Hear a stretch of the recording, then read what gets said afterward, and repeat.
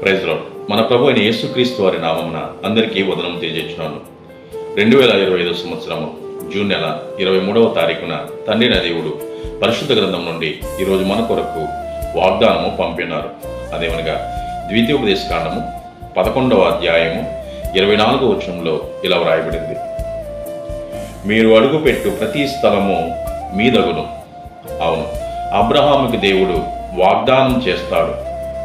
తన దేశము నుండి, తన బంధువుల నుండి, తన తండ్రి ఇంటి నుండి బయలుదేరి రమ్మని దేవుడు పిలవగా ఆయన మాటకు లోబడి వచ్చిన అబ్రహామును, అతని సంతానమును దేవుడు ఆశీర్వదించారు. అబ్రహాము అడుగుపెట్టు ప్రతి స్థలమును వారికి స్వాస్థ్యముగాను ఇచ్చారు. అంతేకాదు, అబ్రహాము బట్టి భూరాజులందరినీ ఆశీర్వదించారు. చెప్పినట్టుగానే సమస్త దేశములను ఆశీర్వదించబడ్డాయి.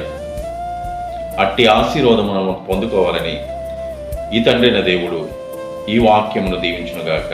ఆమేన్. Praise lord.